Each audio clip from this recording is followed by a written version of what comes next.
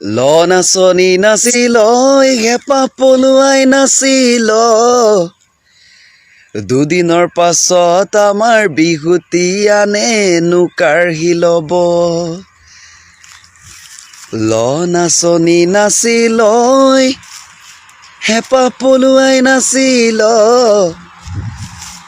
দুদিনৰ পাছত গেদিবোৰে কঁকাল ঘূৰাই নাচিব ঢুলীয়া বজাই লয় বিহু ঢোলৈ বজাই ল দুদিনৰ পাছত আমাৰ ঢোলটি ধোঁৱা চাঙত উঠিব যদিহে আছ অসমীয়া আহৈ আহ ওলাই আহ আহৈ আহ ওলাই আহ বাংলাদেশী খেদু গয়া যদিহে আছ অসমীয়া আহৈ আহ ওলাই আহ আহৈ আহ ওলাই আহ বাংলাদেশী খেদু গয়া। নমস্কাৰ, মই পবিত্ৰ মেছ। প্ৰথমে গীতটি গাই লোৱাৰ কথা আছে। আপোনালোকৰ সকলোৱে জানে বৰ্তমান ৰাজপথ উত্তাল হৈ আছে। সৰ্বত্ৰে এতিয়া নাগৰিকত্ব সংশোধনী আইন বিধেয়কক লৈ প্ৰশ্ন উত্থাপন হৈছে। কিন্তু তাৰ মাজতে জুবিন গাৰ্গ ডাঙৰীয়া ক'ত গ'ল? জুবিন গাৰ্গে সাংবাদিকে প্ৰশ্ন কৰিলে জুবিন গাৰ্গ পলাই। তেখেতে ৰাতি গীত পৰিৱেশন কৰি আহে, ভাগৰে জুগৰে আহে। বাৰু ৰাতি পলোৱাটো স্বাভাৱিক বা ৰাতি বাইট নিদিয়াটো স্বাভাৱিক, কিন্তু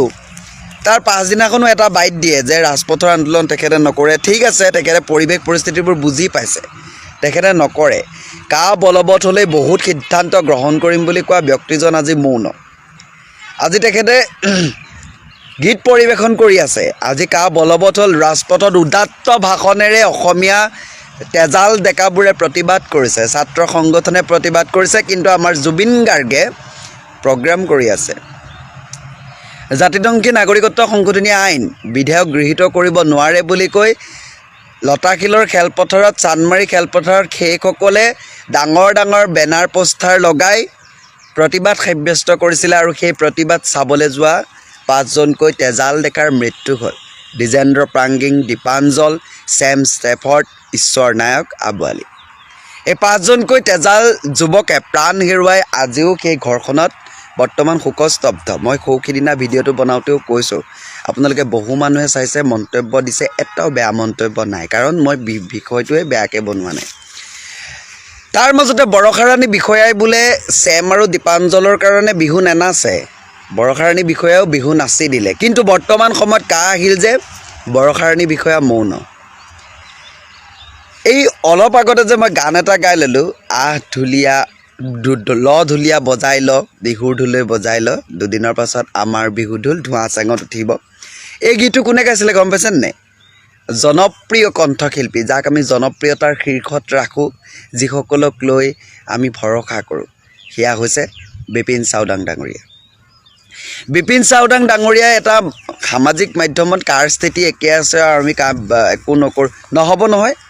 কেলৈ হ'ব? আপোনালোকেই মূল গুৰি ধৰোঁতা আছিলে। আপোনালোকেই তেজাল ডেকাবোৰৰ ক্ষীৰত পিৰপিৰণি তুলিছিলে, প্ৰতিবাদ কৰিবলৈ ৰাজপথলৈ আহিবলৈ বাধ্য কৰিছিলে। তাৰ পাছতে এই 5টা যে ল'ৰাই শেষ নিশ্বাস ত্যাগ কৰিলে, তাৰ প্ৰতিদান কোনে ঘূৰাই দিব? সেই বলিদান কোনে ঘূৰাই দিব? চৰকাৰেতো তেখেতলোকক ইমানো গুৰুত্ব দিয়া নাই। সেই গুৰুত্বটো দিয়াবৰ কাৰণে কোনে বাধ্য কৰাব লাগিব? আপোনালোকে কৰাব লাগিব। কা এতিয়া বলবৎ হৈ গ'ল, কাখন বলবৎ হৈ গ'ল। এতিয়া বাৰু ঠিক আছে, আজি কালিলৈ নে পৰহিলে কিবা আজি শুনানি এটা দিয়া কথা আছে, ভাল কথা। যদি কিবা এক্সটেণ্ড কৰিছে, বস্তুবোৰ যদি চোৱা চিতা হৈছে, ভাল কথা। কিন্তু বৰ্তমান সময়ত ইমান এটা গুৰুত্বপূৰ্ণ বিষয়ক লৈ মানুহবোৰ কিয় মৌন হৈ থাকিব পাৰিছে? মই আকৌ কৈছোঁ, এখন ঘৰত যেতিয়া 5টা মানুহ থাকিব পৰা জেগাত যেতিয়া 10টা মানুহ সোমাব, পৰিৱেশটো কি হ'ব আপুনি এবাৰ ভাবি লওক। ইয়াৰ লগতে অসমৰ নিচিনা এখন ৰাজ্যত ইমান নিবনুৱা সমস্যাৰ ভয়াৱহতাৰ দিশে আগবাঢ়িছে। ইমান নিবনুৱা, 1 লাখ নিবনুৱা নাই নহয় অসমত, গম পায়নে নাই? 5,000 পোষ্ট ওলাই 10 লাখে এপ্লাই কৰে, 15 লাখে এপ্লাই কৰে। তাত আৰু আপোনালোকে নিবনুৱা সমস্যা সমাধান ক'ত হ'ব? আৰু যিকেইটাও চৰকাৰৰ ফালৰ পৰা যিকেইখন আঁচনি দিয়ে, সেই আঁচনিকেইখনো মই ডাইৰেক্ট কৈছোঁ, এই বিজেপি মানুহকেইটাহে পায়। মানে কাৰোবাৰ লগত লিংচ পিংচ থাকিব লাগিব, তেতিয়াহে পাব, নহ'লে আপোনালোকে নাপায়। চাইকেলকেইখন দিব লাগিব কাৰণ তাততো আৰু বিজেপি লিডাৰকেইটা গৈ আৰু 9 পাছ কৰি পঢ়ি দেখুৱাব নোৱাৰে লেট্ৰিন বাথৰুম ঘৰৰ ক্ষেত্ৰত কিন্তু আজিও এইটো পাৰ্চনেলিটি চলি আছে আঁচনিৰ ক্ষেত্ৰতো এয়া চলি আছে হিমন্ত বিশ্ব শৰ্মাই বুকুত এনেকৈ হাত থৈ ক'লেও এইটো বিশ্বাস কৰা নহয় আপোনালোকৰ ফিল্ডৰ মানুহগালৰ কথা জানিবলৈ বাকী নাই আৰু কোনোবা হয়তো কোনোবা এখন ঠাই ভেদে দেই কোনোবা এখন ঠাইত হয়তো থাকিব পাৰে এনেকুৱা যে স্বচ্ছতাৰে কাম কৰিছে চবেই কৰিছে কিন্তু আঁচনিৰ ক্ষেত্ৰত আজিও বহুজন কিন্তু বাদ পৰি আছে বহুতে পাবলৈ বাকী আছে আপোনালোকে আইজনী মাইজনী অৰুণোদয় খাইজনী একো নাই পোৱা বহুতে বাৰু ঠিক আছে এইবোৰ বাদ দিলোঁ মই বেলেগ এটা বিষয়লৈ গুচি গ'লোগৈ ঠিক আছে মই এতিয়া এইটো কথাই ক'লোঁ অসমীয়াই ৰাজপথত কান্দিছে অসমীয়া জনতাই আৰ্তনাদ কৰিছে অসমীয়া তেজাল যুৱকে ৰাজপথত প্ৰতিবাদ কৰিছে আপোনালোকে ভাবে নেকি যে ৰাজপথত এইকেইটা পাগল আৰু পাগলৰ কুকুৰে কামোৰা নিচিনা চিঞৰ বাখৰ কৰি আছে নহয় তাহাঁতি বুজি পাইছে ভৱিষ্যতৰ 10 বছৰৰ পিছত কথাটো 5 বছৰৰ পিছৰ কথাটো আমাৰ পিঢ়িখিনি কথাটো আমাৰ সন্তানৰ কথাটো ইহঁতে বুজি পাইছে সেইবাবে ৰাজপথত এই শিৰডাল এই মাত ভাঙি ভাঙি প্ৰতিবাদ কৰিছে আহৈয়া ওলাই বুলি এনেই নকয় পাৰ যদি কাম বনিৰ অকণমান সহযোগ কৰ সেইকাৰণেহে কৈছে আমাৰ ওচৰত কিন্তু এতিয়া অনাগত সময়ত এপাত অস্ত্ৰ আছে সেই অস্ত্ৰপাত আপোনালোকে ব্যৱহাৰ কৰিব পাৰিলে আপোনালোকে আমি ছাকচেছ হোৱাৰ এটা চান্স আছে নহ'লে অনাগত সময়খিনিত ইয়াতকৈ ভয়ংকৰ কাম কৰি দিব এইটোতো আল্টিমেট ভয়ংকৰ ইয়াতকৈ আৰু ভয়ংকৰ কাম কৰে মই কোনো দলৰ সমৰ্থন বা বিপক্ষে কোৱা নাই দেই বেয়াটো কমেই ভালটো ভাল ইয়াতকৈ বহুত ভয়ংকৰ কৰি দিব কাৰণ আমাৰ পাৰ্মিশ্যন লৈ কোনোবাই কাম নকৰে আপুনি যে পাই আছে 1000 টকা ছাগলী পোহক না ভাল কিবা কৰক নৰ্মেল কিবা কাম কৰক আপুনি তাতকৈ বহুত বেছি পইচা পাব আপোনালোকে ওপৰতে পইচা বিচাৰে গতিকে 1000 টকাটো ভাবিছে যে আমাৰ পইচা আমাকে দিছে কিন্তু বহুত সহজতে পোৱা আগতে লাগিছে 2000 পাইছে বহুত সহজতে 3000 পাইছে বহুত সহজতে কৃষকে খেতি নকৰে আঁচনিখন কিন্তু ভালকৈ লাগে বুজি পাইছে নাই আঁচনিখন ভালকৈ লাগে মই কৃষক বুলি কিন্তু খেতি নকৰে এটা কথা মনত ৰাখক অসমতেই যদি ভূপেন্দ্ৰে গাই যোৱা কালজয়ী গীতবোৰ যদি আমি সোঁৱৰাব লাগে সেয়াই আমাক পুনৰ আমাক প্ৰমাণিত কৰিব যে অসমতেই অসমীয়া ভগনীয়া হ'ব সেইদিন আৰু বেছি দিন নাই গতিকে সময় থাকোঁতে আপোনালোকে ঐক্যবদ্ধ হওক মাতবোল কৰক ইয়াত জাবৰ ঘাঁহ বন নগজাব ইয়াততো ঘাঁহ বন গজিবলৈ দিয়া নাই ইয়াত কথা ক'বলৈই দিছে গতিকে এই কথাখিনি ক'বলৈ আপোনালোকে সাহস কৰক আৰু একনিষ্ঠভাৱে কামবোৰ কৰি যাওক বেছি সময় নালাগে মানুহ সলনি হ'বলৈ কিন্তু অনাগত সময়ত আহি আছে এপাত অস্ত্ৰ আপোনালোকে ব্যৱহাৰ কৰিব পাৰে সেই অস্ত্ৰপাত যদি ব্যৱহাৰ কৰি প্ৰমাণ কৰি দিব পাৰে তেতিয়া গম পাম যে আপোনালোকে প্ৰকৃততে বিবেকেৰে চলে আবেগেৰে নহয় বিবেকেৰে চলিব লাগিব বিচাৰ বিবেচনা কৰিব লাগিব কোনে আমাৰ লগত কি কৰিছে কোনে আমাৰ লগত বেয়া কৰিছে কেৱল মাত্ৰ 1000 টকাই জীৱনটো নহয় 2000 টকাই জীৱনটো নহয় আঁচনিয়ে সকলো নহয় গতিকে আপোনালোকে চিন্তা চৰ্চা কৰিব পৰা মানুহ ইমান ৱেল এডুকেটেড মানুহ গতিকে অনাগত সময়খিনিত আহি থকা সময়খিনিত আমাৰ ভৱিষ্যত প্ৰজন্মৰ যাতে কষ্ট নহয় তাৰ বাবে আপোনালোকে একেস্বৰে মাত মাতক ভিডিঅ'টো অলপ দীঘলীয়া হ'ল বেয়া নাপাব ধন্যবাদ আপোনালোকে নিশ্চয় কথাখিনি শুনিলে আৰু বুজিও পালে মই আৰু বিশেষকৈ নুবুজালেও হ'ব আৰু নকলেও হ'ব আৰু এই ভাইটি কথাখিনি শুনি আপোনালোকে নিশ্চয় বুজি পালে আৰু কথাখিনি গমো পালে আৰু শুনিও ভাল লাগিলে নহয় জানো যেতিয়া কাইন বলবৎ হৈছিল আপোনালোকে 2019 চনটোলৈ ঘূৰি যাওকচোন 2019 চনত কিমান শিল্পী সমাজ ওলাই আহিছিল বৰষাৰাণী বিষয়াকে ধৰি জুবিন গাৰ্গেতো কৈয়ে দিছিল যে কা আইন যদি বলবৎ হয় মই আলফালে যাম কথাষাৰ আপোনালোকে নিশ্চয় মনত আছে এতিয়া কা আইন বলবৎ হৈ গ'ল জুবিন গাৰ্গ জানো আলফালে গ'ল কেতিয়াও নগ'ল আৰু বিশেষকৈ এতিয়া শিল্পী সমাজ সোমাই গ'ল ভিতৰত শুই থাকিল আৰু বহুতে কা প্ৰতিবাদো কৰিছিল কিন্তু সেইবিলাক মই ক'বলৈ নাযাওঁ যিহেতু এতিয়া অনাগত ইলেকশ্যন আহি আছে অনাগত দিনত আপোনালোকে কাক ভোট দি জয়যুক্ত কৰিব আপোনালোকে নিজৰ বিবেকে এবাৰ বিচাৰ বিবেচনা কৰি চাব আৰু যিহেতু কাইন যেতিয়া বলবৎ হ'ল বুলি আপোনালোকে নিশ্চয় শুনিছে এতিয়া আমাৰ ৰাজ্যত ইমানখিনি নিবনুৱা মানুহ আছে আৰু সেই নিবনুৱা মানুহখিনিয়েও জোৰাগে নাই আকৌ বিদেশী আহি বাংলাদেশী আহি আকৌ আমাৰ ইয়াত আকৌ খুপনি পুতিবলৈ আহিব আপোনালোকে মনত ৰাখিব আৰু যিহেতু ঘৰখনত বহুত সদস্য থাকিলে খাই আৰু এগাল আহিব জাপি দিব আপোনালোকে সেই বুজা ল'বলৈ আৰু ভাল পাব নহয় জানো আৰু যিহেতু কাৰেণ্ট বাতিল কৰিবৰ কাৰণে সকলোৱে প্ৰতিবাদো কৰিছে আৰু যিহেতু জুবিন গাৰ্গ বা বৰষাণী বিষয়াকে ধৰি যিসকল শিল্পী সমাজ এতিয়া সোমাই থাকিল আৰু আগতে 2019 চনত যিহেতু ওলাই আহিছিল বহুত বিৰোধ কৰিছিল নিজৰ বুকুত ডাঠি কৈছিল আমি নাবানো কিন্তু এতিয়া সেই যোনটো প্ৰতিবাদ কৰিছিল সেই প্ৰতিবাদ কৰাটো এতিয়া দেখা পোৱা নাই আৰু বিশেষকৈ এতিয়া ইলেকশ্যন কৈছোঁ আহি পাইছেহি আৰু গৌৰৱ গগৈ আৰু ধৰি হিমন্ত বিশ্ব শৰ্মাৰ যুদ্ধত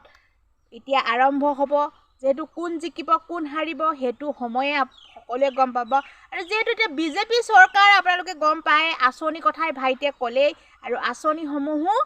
বিজেপি মানুহেহে বেছি পায় আৰু আমাৰ ইয়াত বহুত দুখীয়া নিচলা মানুহ এতিয়াও আছে কিন্তু আঁচনি পাবলৈ এতিয়ালৈকে সক্ষমেই হোৱা নাই আৰু ধনী ব্যক্তিসকলেহে আঁচনিবিলাক পাবলৈ সক্ষম হৈছে আৰু আই ঘৰ কথা কৈছোঁ আৰু আই ঘৰো বহুত একেবাৰে দুখীয়া যি নেকি এসাঁজ ভাত খাবলৈও নোজোৱে দিন হাজিৰা কৰা মানুহে ঘৰটো কেনেকৈ নিজৰ টকাৰে বনাব এটা বাঁহৰ ঘৰ বনাবলৈ সক্ষম নহয় সেইসকল মানুহক এতিয়াও চৰকাৰৰ আই ঘৰ পাবলৈ সক্ষম হোৱা নাই কিন্তু আমাৰ ইয়াতে আপোনালোকক মই দেখাই দিব পাৰিম এজন ব্যক্তিয়ে 2টা 3টা পাবলৈ ঘৰ সক্ষম হৈছে এইবিলাক চব বিজেপি যিসকল বিজেপিৰ লগত ঘূৰি থাকে সকলেহে পাইছে কিন্তু বিজেপিত নুঘূৰা মানুহে পোৱা নাই চব আঁচনিবিলাক নিজৰ দলীয় মানুহে পাবলৈ লৈছে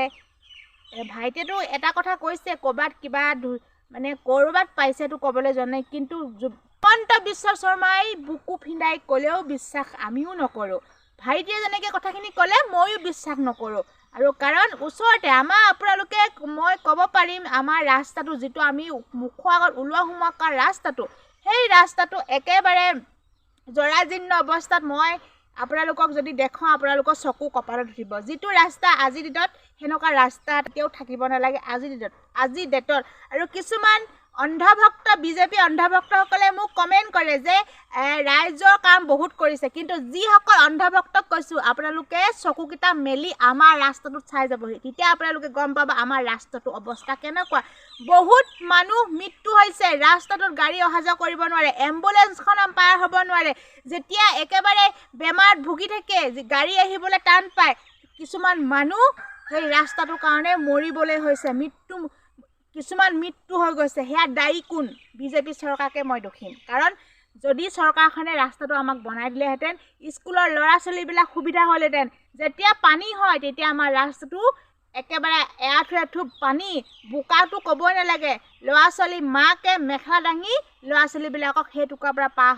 পাৰ কৰাব লাগে সেইবিলাক আপোনালোকে এবাৰ নজৰ কৰি যাবহি যিবিলাক অন্ধভক্তই মোৰ ভিডিঅ'ৰ তলত কমেণ্ট কৰে সেইবিলাকক কৈছোঁ আপোনালোকে চাই যাবহি যিবিলাক অন্ধভক্ত বিজেপি পকশুঙা বুলি কৈ দিলেও বেয়া নহয় সেইবিলাকক কৈছোঁ মই গম পাইছেনে আপোনালোকে আমাৰ ৰাস্তাটো চাই যাবহি যে কি নহওক ভাইটি কথাখিনি ভাল লাগিলে আৰু এইবাৰ আপোনালোকে ইলেকশ্যনৰ ভোটটো কিন্তু বিবেচনা কৰিহে দিব আপোনালোকে লোকৰ পকত উশাহ টানি লোকে এনেকৈ ক'লে পইচা দিম কিবা দিম ক'লে আপোনালোকে মোৰ নাযাব আপোনালোকে মোৰ গ'লে মৰিলে এইবাৰ বাংলাদেশী বুজা আপোনালোকৰ পিঠিত ল'বলৈ হৈ গ'ল আৰু গম পাইছেনে আপোনালোকে যেতিয়া বিজেপি চৰকাৰ জিকাই নহয় আপোনালোকে বাংলাদেশীখিনি পিঠিয়ে চিঠিয়ে বুকুচা বান্ধি লৈ ফুৰিব তেতিয়া আমি হ'লে নোৱাৰোঁ দেই আমি নোৱাৰোঁ আমাৰ ঘৰখনত 3টা 4টা পানী হ'লেও আমাৰ সেইকেইটা পানীৰ কাৰণে আমাৰ ঘৰৰ সা সম্পত্তি যোৱাগৈ নাই যদি আপোনালোকৰ সা সম্পত্তি বেছি আছে বিলাই দিব কাক বিলাই দিব কিন্তু আমি হ'লে দিব নোৱাৰোঁ স্পষ্ট কথা আৰু ভয়ো নকৰোঁ কাৰণ আমি গণতান্ত্ৰিক দেশৰ নাগৰিক বাক স্বাধীনতা আছে মই ক'বলৈও ভয় নকৰোঁ স্পষ্টকৈ কৈ দিম জেল দিলেও ফাঁচিলেও দিয়ক কিন্তু মই ভয়ে নকৰোঁ 1% ভয় নকৰোঁ জেললৈ যাবলৈ সাজি ফাঁচি কাঠলৈ লৰিবলৈ সাজি সত্যত সদায় যোৱা সত্য কথা কমেই গম পাইছেনে কমেই আপোনালোকে বুকুত যদি সাহস থাকে ওলাই আহি ক'ব আপোনালোকৰ মনৰ ভাৱ প্ৰকাশ কৰিব আৰু আপোনালোকে যদি কোন ঠাইৰ পৰা চাই আছে প্লিজ আপোনালোকে কমেণ্ট কৰি জনাবচোন মোৰ ভাল লাগে মানে মোৰ ভিডিঅ'টোনো আপোনালোকে কিমান দূৰৰ মানুহে চাই আছে আৰু আপোনালোকে অহা ইলেকশ্যনত কোন জিকিব কোন হাৰিব কাক ভোট দিব আৰু কোন জিন্দাবাদ কোন মুন্দাবাদ কমেণ্ট কৰি জনাব আৰু একে ক'লোঁ মোৰ চেনেলটো যদি পোনপ্ৰথমে বাৰে কোনোবাই চাই আছে ছাবস্ক্ৰাইব কৰি দিব জাতি মাটি ভেদি কাৰণে হ'লেও ছাবস্ক্ৰাইব কৰি দিব আৰু আপোনালোকে যদি মোৰ ভিডিঅ'টো চাইও ভাল পাইছে শ্বেয়াৰ কৰি দিব আৰু সেই ভাইটিলৈও এটা কমেণ্ট লিখিব বা সুন্দৰ মন্তব্য দিব ভাইটি কথাখিনি কাৰণ মোৰ ভাইটিক বহুত ভাল লাগে কথাখিনি ইমানেই ভাল লাগে ইমানেই যুক্তি ধুনীয়াকৈ দিব পাৰে কিন্তু সেই ভাইটিক ভিডিঅ'টো মই ক্লিক অকণ আপোনালোকক লগাই আপোনালোকৰ মাজলৈ শ্বেয়াৰ কৰি দিওঁ ইয়াকে ক'লোঁ আজিৰ দিনটো সকলো শুভ হওক ধন্যবাদ জয় অসম